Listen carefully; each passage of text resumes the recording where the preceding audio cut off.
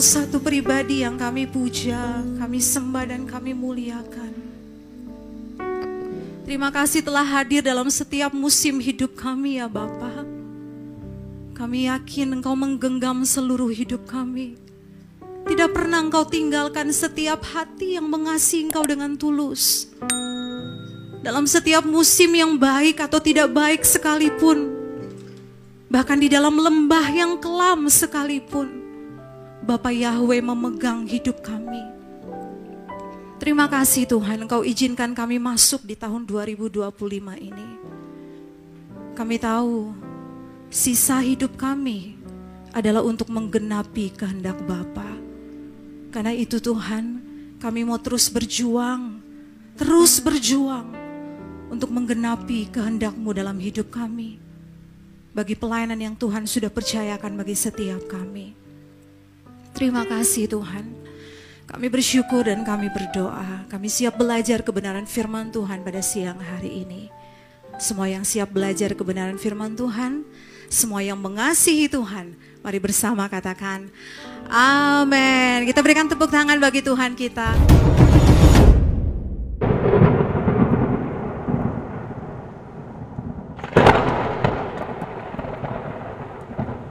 Silakan duduk Bapak Ibu Saudara. Shalom, selamat siang. Bagaimana kabar Bapak Ibu Saudara? Bisa dilewati bersama dengan Tuhan, amin. Boleh bilang kiri dan kanan Bapak Ibu Saudara, jangan lupa kasih senyum yang terbaik. Katakan bisa dilewati bersama dengan Tuhan. Haleluya. Terima kasih untuk kesempatan yang diberikan bagi saya pada siang hari ini untuk sharing kebenaran firman Tuhan. Tema pemberitaan firman Tuhan pada siang ini adalah New Culture atau budaya baru. Frasa atau istilah budaya baru, New Culture, sebenarnya sering kita dengar dan tidak asing bagi kita. Dimaknai sebagai suatu cara hidup, nilai, kepercayaan, tradisi yang diwariskan dari generasi ke generasi yang sifatnya saling mempengaruhi. Jadi budaya itu memang saling mempengaruhi kehidupan seseorang. Seseorang yang hidup dalam budaya tertentu lama-kelamaan pastinya akan terinfluence atau akan dipengaruhi dengan kebudayaan tersebut. Seseorang yang tinggal menetap di suatu wilayah dengan budaya tertentu akan dipengaruhi dalam cara berkomunikasi, bahasa yang dia gunakan, cara berpakaian, cara makan, dan sebagainya, Bapak Ibu Saudara. Contohnya saya. Papa saya itu dari Sulawesi, mama saya itu dari Kalimantan, dan saya besar di Kalimantan. Namun belasan tahun yang lalu saya pindah ke Jakarta karena harus melanjutkan studi. Saya bertemu dengan pasangan hidup di sini, kami menikah dan punya anak, menetap di sini. Bisa dibilang lebih dari setengah usia saya tinggal di Jakarta. Nah, kebudayaan Jakarta, kebudayaan Betawi lama-kelamaan itu mempengaruhi kehidupan saya. Sekarang saya suka banget makan nasi uduk Betawi. Ada yang suka makan nasi uduk Betawi? Kayaknya semua suka di sini ya. Kelihatannya semua suka soto Betawi, nasi uduk Betawi, semur jengkol. Waduh. Jadi kalau ngomong makanan di waktu yang begini kayaknya pas banget gitu ya. Pulang dari ibadah langsung cari semur jengkol. Ada amin? Wah, aminnya kecil banget nih. Bapak Saudara, budaya itu bisa mempengaruhi seseorang. Pertanyaannya saat ini, apa yang mempengaruhi kita? Budaya apa yang mempengaruhi Bapak Ibu Saudara? Bahkan apa yang menggerakkan seluruh kehidupan kita? Tentu yang saya maksudkan di sini tidak terbatas pada budaya dari suku atau etnis tertentu. Namun pemaknaan atau frase kata budaya itu merambah ke dalam seluruh aspek kehidupan kita sehingga kita bisa menemukan ada istilah-istilah budaya yang kemudian dimunculkan dalam bahasa pergaulan kita setiap hari. Misalnya ada yang namanya budaya malas, ada yang namanya budaya rajin. Kenapa? Karena itu membentuk kebiasaan-kebiasaan hidup seseorang. Ada yang namanya budaya korupsi, budaya jujur. Nah, pertanyaan saya, budaya apa yang mempengaruhi kita hari ini? Apa yang menggerakkan kehidupan kita? Baik atau buruk, positif atau negatifkah? Yang menambah value atau nilai dari dalam diri kita, ke dalam diri kita, atau malah menjerumuskan kita? Dalam kehidupan spiritualitas, budaya apa yang mempengaruhi dan menggerakkan seluruh hidup kita? Berkenan atau tidak berkenan bagi Allah? Bapak Ibu Saudara, dunia yang kita huni ini bergejolak dengan perubahan yang begitu cepat. Nggak terasa ya, hari ini kita sudah berada di hari kelima di bulan pertama di tahun 2025. Kalau kita sadar betul begitu ya, ini perubahan begitu cepat, waktu berjalan begitu cepat. Nah, berapa dari kita yang memperkarakan bagaimana seharusnya kita hidup di tengah perubahan, arus perubahan di dunia ini? Bagaimana kita sebagai orang percaya menyikapi kebiasaan-kebiasaan hidup orang yang tidak mengenal Allah, yang kemudian menjadi sebuah tren budaya hidup dalam kehidupan manusia. Misalnya, hedonisme dan individualisme. Berapa banyak dari kita, dari orang di sekitar kita yang terjebak dalam budaya hidup yang seperti ini, Bapak Ibu Saudara. Budaya hidup yang tidak menyukakan hati Bapa. Hidupnya hanya untuk kepuasan diri sendiri. Hidupnya hanya untuk mencari kenyamanan, kebahagiaan diri sendiri. Namun mengabaikan Tuhan. Atau bahkan terlihat aktif dalam religious ritual, dalam kegiatan beragama, dalam pelayanan gerejawi, namun menyelenggarakannya hanya karena sebuah rutinitas belaka, tanpa menghayatinya sebagai sebuah perjalanan pertumbuhan iman, sehingga tidak ditemukan, tidak didapati perubahan karakter dan motivasi dalam hidup seseorang tersebut. Karenanya saya mengajak Bapak Ibu Saudara pada saat ini, mari kita semua terus berjuang untuk membangun budaya yang baru. Budaya apa Bapak Ibu Saudara? Budaya hidup berkenan di hadapan Tuhan. Katakan amin. Nah, Bapak Ibu Saudara, ada satu kisah dalam Yohanes 4 ayat 1 sampai 42. Saya yakin kisah ini tidak asing bagi Bapak Ibu Saudara. Kisah bagaimana perjumpaan Yesus dengan seorang perempuan Samaria di sumur Yakub. Mungkin beberapa dari kita menjadikan kisah ini sebagai kisah favorit. Ada seorang perempuan tanpa nama yang namanya tidak tercatat di Alkitab. Perjanjian Baru hanya memberi identitas perempuan ini sebagai perempuan Samaria. Dia mengalami perjumpaan yang luar biasa dengan Yesus. Ketika Yesus meminta minum kepada perempuan ini dan kemudian ia menawarkan living water, air kehidupan kepada perempuan ini. Air hidup yang akan menjadi mata air dalam dirinya yang akan terus memancar sampai kepada hidup yang kekal. Bapak Ibu Saudara, kita tahu bersama bahwa kisah ini menunjukkan suatu penawaran yang tidak pernah ditemukan, yang bisa saja belum pernah ditemukan oleh perempuan ini sebelumnya. Inilah yang dia butuhkan, bukan air yang ditimba, air yang berasal dari sumur Yakub, tetapi yang dia butuhkan sesungguhnya adalah air yang ditimba dari sumur Tuhan. Katakan amin. Air yang dia timba dari sumur Yakub adalah berbicara tentang hal-hal yang fana, kebutuhan fana. Namun sesungguhnya Tuhan Yesus mengetahui dengan luar biasa, dengan sangat spesifik apa yang dibutuhkan oleh perempuan ini. Perempuan ini tidak hanya membutuhkan hal-hal yang fana, air untuk minum, tetapi yang dia butuhkan adalah air kehidupan. Air kehidupan dalam konteks ini berbicara tentang hidup yang kekal. Hidup yang kekal, yang Tuhan tawarkan, yang Yesus tawarkan kepada perempuan ini, Bapak Ibu Saudara. Saya yakin Bapak Ibu Saudara pasti sudah tahu sekali kisah ini. Karena itu pada saat ini saya tidak terlalu menyoroti bagaimana perempuan ini mengalami perjumpaan dengan Tuhan Yesus secara detail, namun saya lebih menyoroti bagaimana pendahuluan dari perikop ini dimunculkan dalam Alkitab yang kita baca untuk suatu maksud tertentu pastinya.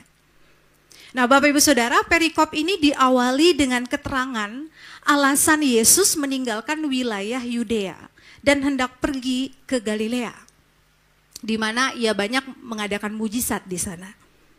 Yohanes 4 ayat yang pertama sampai yang keempat akan saya bacakan bagi Bapak Ibu Saudara. Yohanes 4 ayat yang pertama, kita lihat bersama-sama. Ketika Tuhan Yesus mengetahui bahwa orang-orang Farisi telah mendengar bahwa ia memperoleh dan membaptis murid lebih banyak daripada Yohanes, meskipun Yesus sendiri tidak membaptis, melainkan murid-muridnya. Ayat yang ketiga, ia pun meninggalkan Yudea dan kembali lagi ke Galilea. Ayat yang keempat, ia harus melintasi daerah Samaria. Diawali dengan alasan kenapa Yesus pergi ke Galilea. Bapak Ibu Saudara, yang kita tahu bersama bahwa di Yudea Tuhan Yesus mengalami banyak penolakan, terutama dari orang-orang Farisi. Dia mengalami banyak penolakan. Orang Farisi tidak menyukai Yohanes Pembaptis, namun mereka lebih tidak menyukai lagi Tuhan Yesus. Karena pada waktu itu pengikutnya sangat banyak. Tuhan Yesus sangat populer. Dia mengadakan mujizat dan mengajar dengan kuasa. Siapa sih yang tidak tersaingi dengan kehadiran Yesus? Terutama orang-orang Farisi pada waktu itu. Nah, karena dia mengalami penolakan, hal itu tidak menghentikan langkah Tuhan Yesus untuk menggenapi misi Bapa, untuk menggenapi kehendak Bapa. Dia pergi ke Galilea. Dia memutuskan untuk pergi ke Galilea. Dari Yudea, dia akan pergi ke Galilea.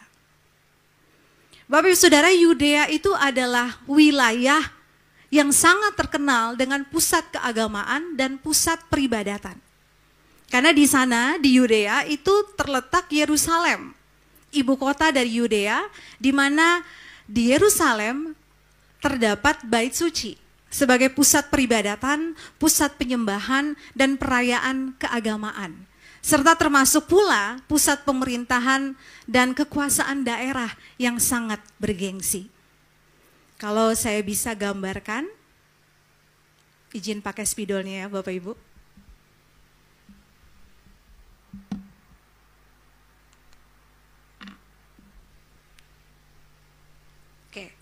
Kalau di Alkitab katakan Yesus dari Yudea akan pergi ke Galilea. Kalau saya bisa gambarkan mapnya atau petanya, nanti Bapak Ibu Saudara bisa cek sendiri ya di rumah. Ini Yudea. Di mana letak Galilea? Galilea itu ada di sini.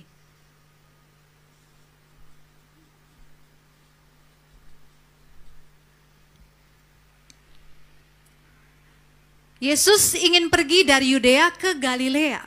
Tapi yang menarik di ayat yang keempat dikatakan, ia harus melintasi daerah Samaria. Di mana letak Samaria? Samaria itu ternyata ada di sini.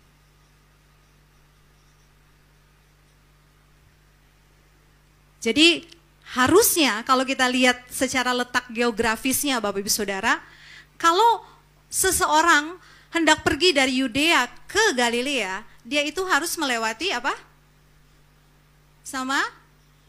Samaria. Nah, kalau kita lihat begini kan nggak ada yang masalah ya. Nggak ada sesuatu yang salah, iya, emang rutenya seperti itu. Tapi tahukah Bapak Ibu Saudara, dan mungkin beberapa dari kita sudah sangat mengetahui bahwa pada waktu itu orang Yahudi dan orang Samaria, kalau orang Chinese bilang mereka tuh ciong. Mereka nggak bisa ketemu, musuhan gitu. Orang Yahudi dan orang Samaria itu bermusuhan. Sehingga kalau mereka ingin pergi ke daerah Galilea atau daerah di kawasan lain, mereka itu harus reroute.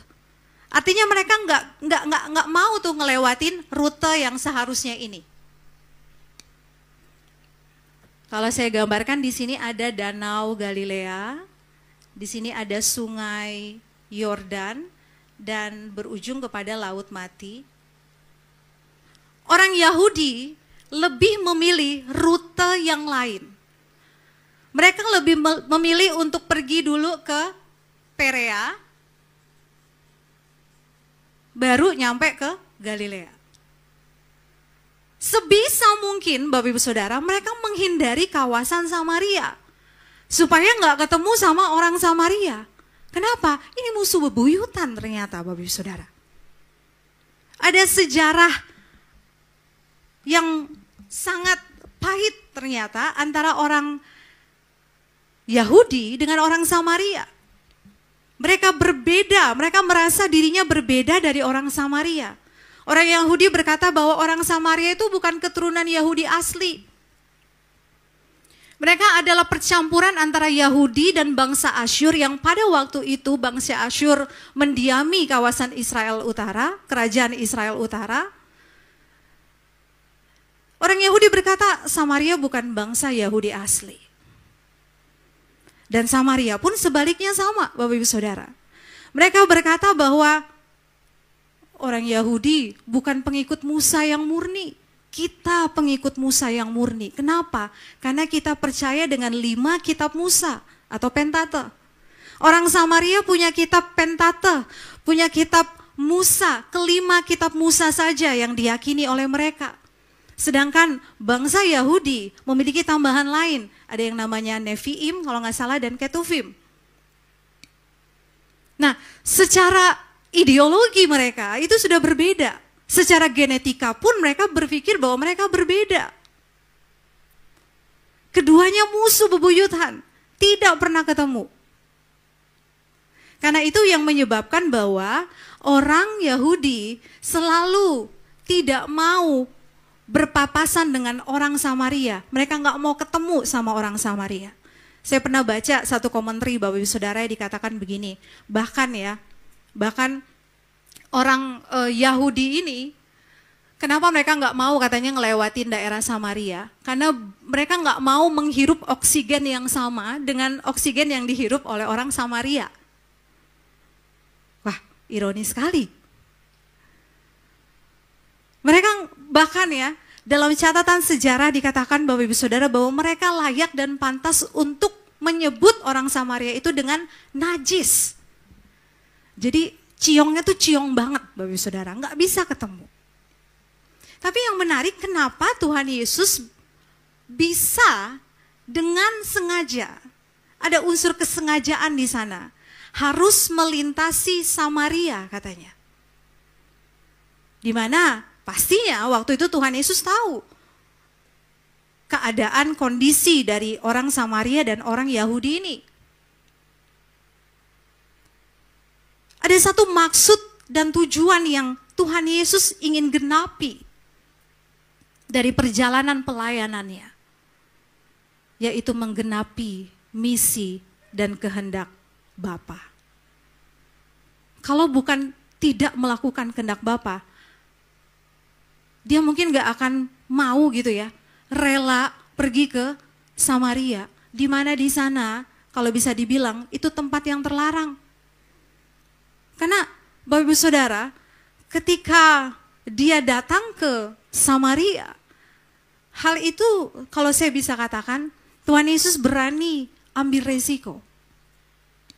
Yesus berani ambil resiko. Bayangkan saja kalau misalnya orang Yahudi di Yudea tahu Yesus pergi ke Samaria, dia udah gak diterima, dia udah ditolak, dia pasti akan dapat gunjingan yang besar pada waktu itu. Tetapi dia tetap ambil risiko, dia tetap mau repot, dia tetap mau melakukan kehendak Bapa, melakukan misi yang Bapa berikan kepada dia, dan menyelesaikannya sampai akhir. Bagi saya hal ini sangat luar biasa. Hal ini sangat menyentuh kehidupan kita harusnya. Bahwa teladan ini ditunjukkan oleh Yesus kepada setiap kita. Melakukan kehendak Bapa, melakukan kehendak Allah adalah yang segala-galanya dalam kehidupan kita. Katakan amin. Kalau mau hitung-hitungan Bapak Saudara, kesini tuh dia rugi pasti. Bukan soal waktu ya, bukan soal waktu terburu-buru harus ngelewatin ini lebih dekat ke Galilea, tidak. Tapi seperti yang saya katakan tadi, kalau orang Yahudi tahu dia sampai ke Samaria, itu gunjingannya pasti sangat besar dan dia ambil risiko di situ. Namun untuk seorang yang kita tahu bersama, seorang perempuan biasa, seorang perempuan yang sederhana, perempuan Samaria lagi Bapak Saudara, Yesus mau ambil risiko. Yesus mau membayar harga yang begitu besar untuk bisa berjumpa dengan perempuan Samaria ini. Perempuan yang kita tahu bersama track recordnya jelas. Kalau kita baca dalam perikop ini, dia pernah punya 5 suami dan saat itu dia tinggal dengan laki-laki yang bukan suaminya. Tapi Yesus mau repot. Tuhan Yesus menunjukkan sebuah keteladanan yang luar biasa bagi setiap kita. Bagaimana hidup untuk menggenapi kehendak Bapa. Bapak Ibu Saudara, seringkali ketika kita ingin melakukan kehendak Bapa, kita harus memilih jalan sepi. Jalan yang tidak dilalui oleh orang dunia. Jalan di mana tidak ada kenyamanan di sana.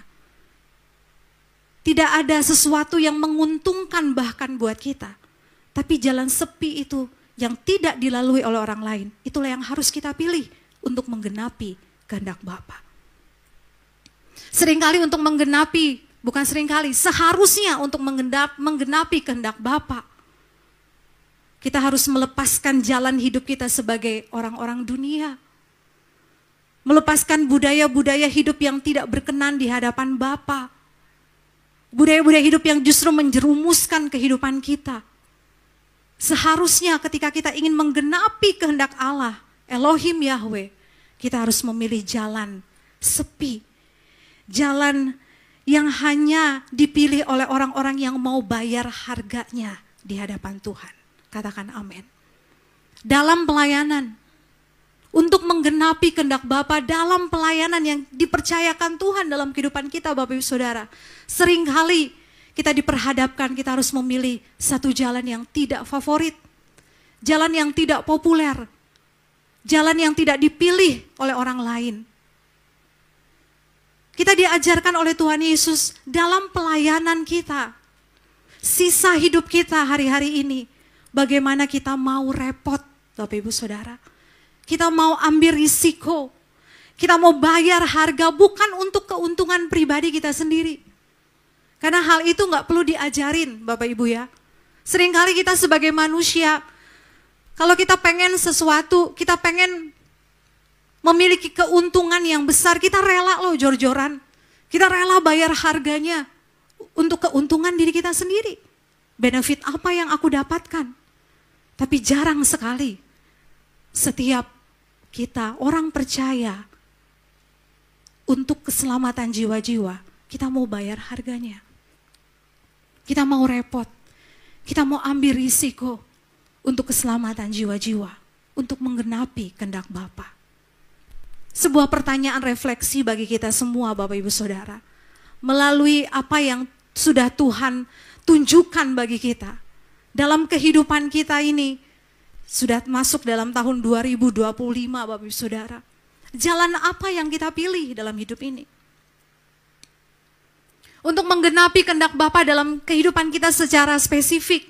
Dan bagaimana kita menggenapi kehendak Bapa dalam kehidupan pelayanan yang Tuhan sudah percayakan. Jalan manakah yang telah kita pilih untuk kita lalui hari-hari ini? Apakah jalan untuk memunculkan keinginan atau memuaskan ambisi pribadi kita? Ataukah jalannya Tuhan? Jalan yang sudah Dia lalui. Dan kita harus mengikuti jejak Tuhan Yesus itu. Tuhan Yesus mau ambil repot. Dia mau direpotkan, dia mau ambil risiko supaya satu jiwa diselamatkan. Dan dari perempuan itu, satu kota mengenal Tuhan Yesus. Bagaimana dengan kita? Apakah kita mau repot? Apakah kita mau bayar harga yang lebih untuk Tuhan? Supaya kehendak Bapa digenapi dalam kehidupan kita dan bagi pelayanan pekerjaan Tuhan. Pekerjaan Tuhan yang besar. Pekerjaan Tuhan yang dipercayakan kepada orang-orang yang sungguh-sungguh mau bayar harga kepada Tuhan. Masuk tahun 2025, Bapak Ibu Saudara, kita lihat ada begitu banyak jiwa-jiwa yang harus dimenangkan. Amin.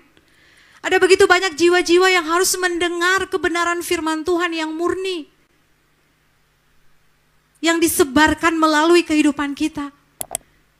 Yang harus kita beritakan bagi setiap orang. Bukan hanya melalui khotbah yang kita sampaikan. Bukan hanya bagaimana kita mengatur ibadah dengan baik. Praise and worship yang luar biasa. Multimedia yang terbaik. Stage performance yang luar biasa. Tetapi bagaimana kita bisa menjadi berkat bagi setiap orang melalui performa kehidupan kita setiap hari. Katakan amin. Budaya inilah yang harus kita bangun. Budaya inilah yang harus kita sebarkan kepada setiap orang yang belum kenal Tuhan. Yaitu budaya yang mau menggenapi kebenaran firman Tuhan. Bapak Ibu Saudara, saya meminjam satu statement dari seorang penulis buku tentang Christian culture. Bagaimana peran orang Kristen seharusnya di dunia ini. Ada 3 hal yang dia katakan. Yang pertama, orang Kristen itu harus berperan seharusnya seperti alien. Bapak Ibu Saudara tahu alien ya? Berfungsi sebagai alien dalam tanda kutip. Bukan berarti jadi alien beneran Bapak Ibu ya. Alien yang berani tampil beda. Yang berani melawan arus. Berani menunjukkan kehidupan yang kontras dengan dunia ini. Namun yang kedua juga, peran orang Kristen. Mereka harus menjadi ambasador. Menjadi duta kerajaan Allah. Yang membawa banyak jiwa masuk ke dalam kerajaan Allah. Dan yang ketiga, peran orang Kristen harusnya sebagai artis atau creator. Yang tidak hanya terhisap dengan satu budaya tertentu, yang tidak hanya mengikuti budaya populer yang terus berkembang seiring dengan berkembangnya zaman, tetapi sebagai orang Kristen bagaimana kehidupan kita itu harus bisa menciptakan budaya yang baru. Harus bisa menyebarkan budaya yang benar, yaitu budaya kerajaan Allah. Kingdom, God's kingdom culture. Budaya kerajaan Allah. Budaya di mana semua orang memberi diri mereka untuk hidup bagi Tuhan dan pekerjaannya. Katakan amin. Budaya di mana hidup saya bukan untuk diri saya sendiri. Hidupku bukannya aku lagi, tetapi Kristus yang ada dalamku. Hidup kita untuk menunjukkan bagaimana kasih Tuhan.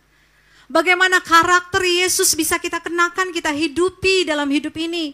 Bahkan dalam hal-hal yang paling sederhana dalam kehidupan kita. Orang Kristen, orang percaya diharapkan dan diwajibkan untuk berperan serta di dunia ini. Kita tidak hanya menunjukkan hidup yang berbeda dari orang dunia. Kita tidak hanya menunjukkan gaya hidup yang berbeda dengan orang dunia, tetapi yang juga bisa menunjukkan kasih-Nya Tuhan. Kasih-Nya yang luar biasa, yang sanggup menerima dan memeluk semua orang. Katakan amin. Bapak Saudara, kalau kita lihat ya, Yudea itu tadi saya sempat mention. Yudea, Samaria, dan Galilea. Kalau saya maknai, Yudea itu mewakili pelayanan Yesus bahkan kepada orang-orang yang hebat secara posisi di dunia. Yudea itu menggambarkan sebuah pusat peribadatan, pusat kerajaan di situ, pusat politik, kekuasaan, dan sebagainya. menunjukkan bahwa Tuhan Yesus pun melayani orang-orang yang seperti ini di Yudea. Galilea itu terkenal dengan sektor pertanian dan perikanan. Komunitas-komunitas kecil, komunitas-komunitas sederhana di sana. Karena itu Galilea kalau saya maknai adalah ketika Tuhan Yesus bukan hanya hadir bagi orang-orang yang mewah, orang-orang yang terlihat rohani dalam tanda kutip sebagai pemuka agama, tetapi Yesus pun hadir bagi golongan orang sederhana, komunitas-komunitas kecil. Setuju Bapak Ibu Saudara? Namun yang ketiga, Samaria.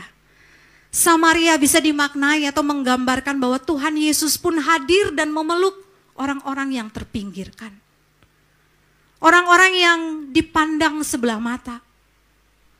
Orang-orang yang kalau kita pikir nggak ada keuntungan apa-apa yang bisa kita dapatkan dari orang ini. Tapi Yesus hadir bagi mereka. Yesus hadir bagi berbagai macam kelompok. Beragam individu. Bahkan beragam karakter manusia. Katakan amin. Yesus hadir dalam setiap keadaan musim kita. Baik atau tidak baik, dia hadir. Baik atau tidak baik keadaan hidup kita, dia tetap menjalankan kehendaknya, kehendak Bapa atas kehidupan kita. Yesus hadir untuk semua orang. Yesus hadir bagi setiap kita yang merasa terpinggirkan, yang merasa dianggap sebelah mata, yang tidak mendapat perlakuan yang baik dari orang lain mungkin selama ini. Mungkin kita sederhana, kita nggak kaya, kita nggak punya apa-apa di dunia ini yang perlu dibanggakan. Tetapi Yesus hadir buat itu. Yesus hadir dalam kesederhanaan orang-orang yang tulus. Yesus pun harusnya hadir dalam kehidupan orang yang merasa diri benar, merasa diri aktif dalam pelayanan. Yesus hadir dalam semua kehidupan manusia. Teladan yang dia tunjukkan adalah bagaimana setiap kita. Kita nggak hidup untuk diri kita sendiri, tetapi kita juga hidup untuk merangkul sesama kita. Katakan amin. Hidup bukan untuk diri kita sendiri, hidup bukan untuk mengejar keuntungan diri kita sendiri, tetapi sebagaimana apa yang sudah Tuhan Yesus teladankan bagi kita. Biarlah kita pun hidup untuk merangkul semua orang. Karena itu Bapak Ibu Saudara, budaya apa yang harus kita mulai ciptakan dan sebarkan hari ini? Yang pertama, mulailah dengan budaya mengasihi Allah. Budaya mengasihi Allah dengan tulus. Orang lain bisa bilang mengasihi Allah dengan bibirnya, tapi hatinya jauh daripadaku. Apa bedanya dengan orang Israel, orang Yahudi, yang mempertontonkan kehidupan keagamaan yang luar biasa, cinta Taurat, tetapi hatinya jauh daripada Tuhan. Makanya dalam Injil dikatakan bangsa ini memuliakan aku dengan bibirnya, dengan mulutnya, tetapi hatinya jauh daripadaku. Apa yang mereka lakukan hanyalah perintah yang dibuat oleh manusia. Kita bisa bilang mengasihi Allah, tapi apakah itu sudah membudaya dalam kehidupan kita? Apakah itu sudah mempengaruhi kehidupan kita? Sehingga dari mengasihi Allah, kita bisa melakukan yang kedua, budaya melakukan kehendak Bapa. Orang yang melakukan kehendak Bapa karena mereka mengasihi Allah. Katakan amin. Orang yang melakukan kehendak keinginan hati Tuhan karena mereka mengasihi Bapa. Dari budaya mengasihi Allah, budaya melakukan kehendak Bapa. Yang ketiga, Bapak Saudara, seperti yang Tuhan teladankan dalam kisah ini, budaya mau repot. Ambil risiko, berani bayar harga demi keselamatan jiwa-jiwa.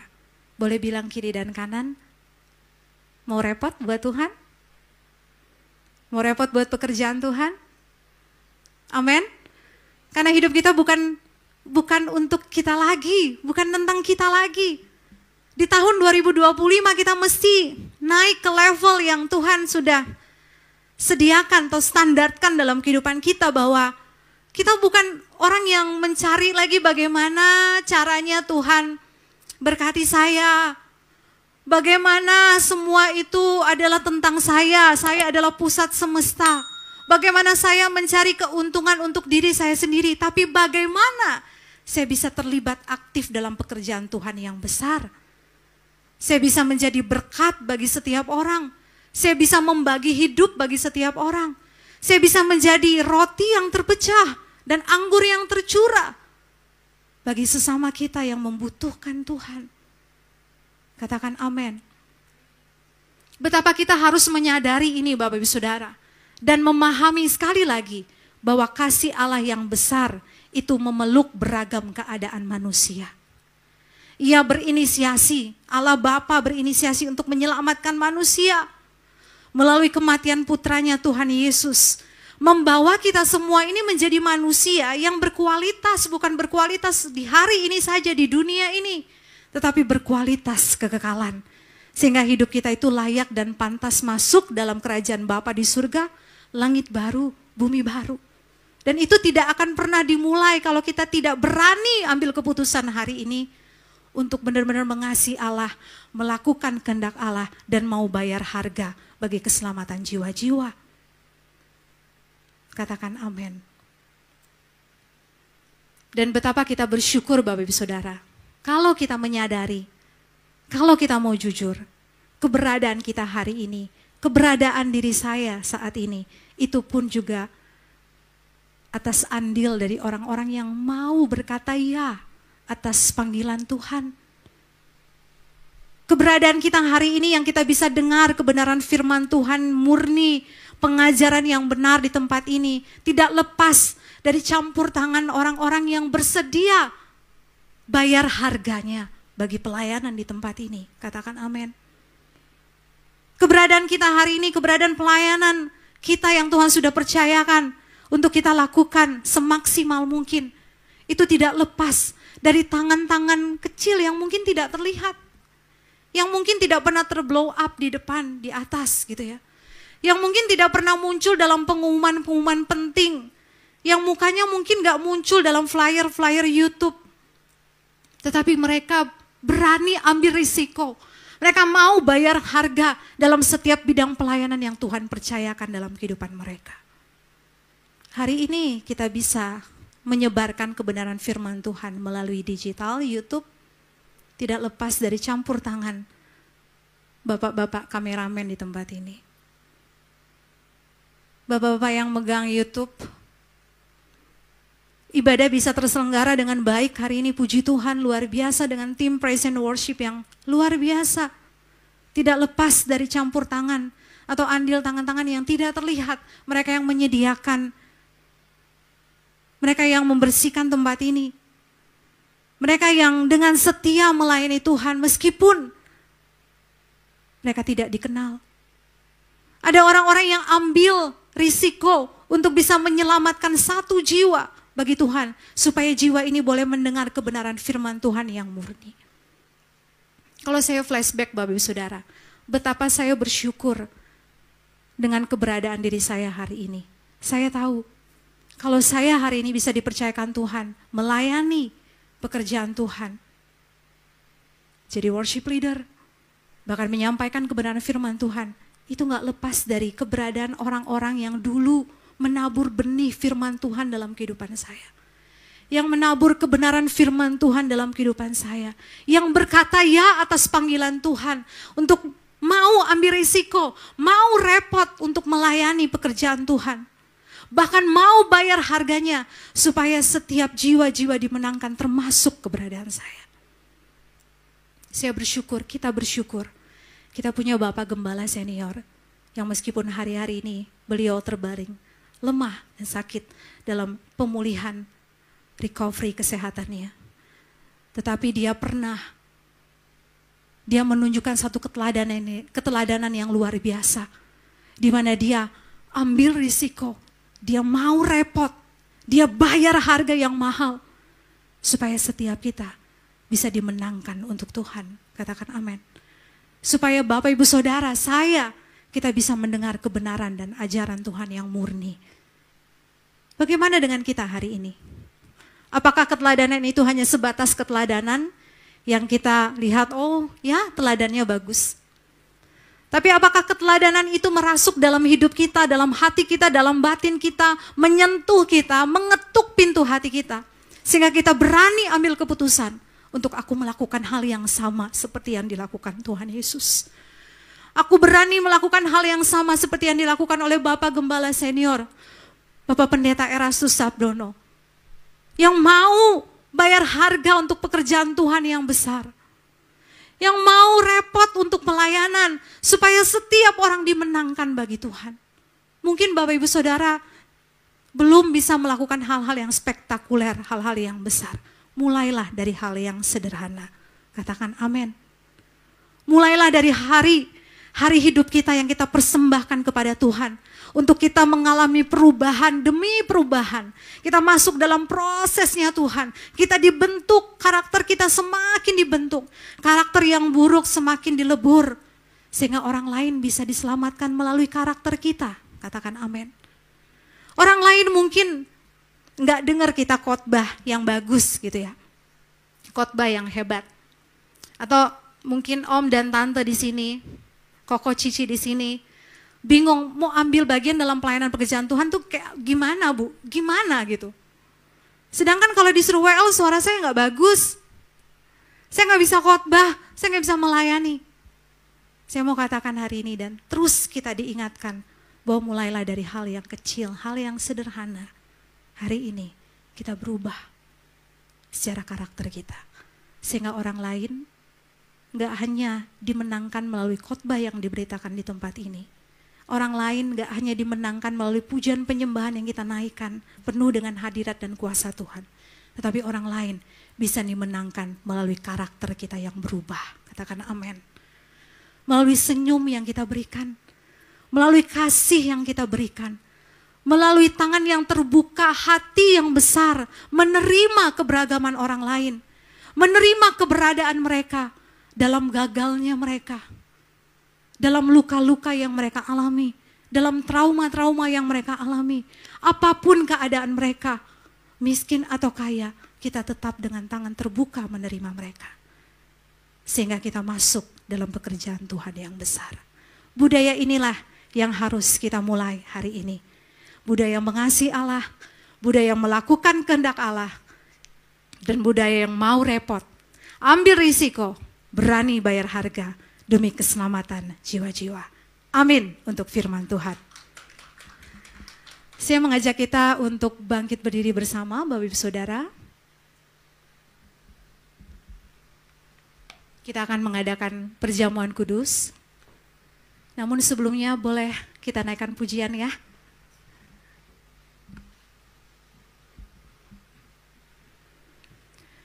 Hidup kami bukan tentang kami lagi Tuhan.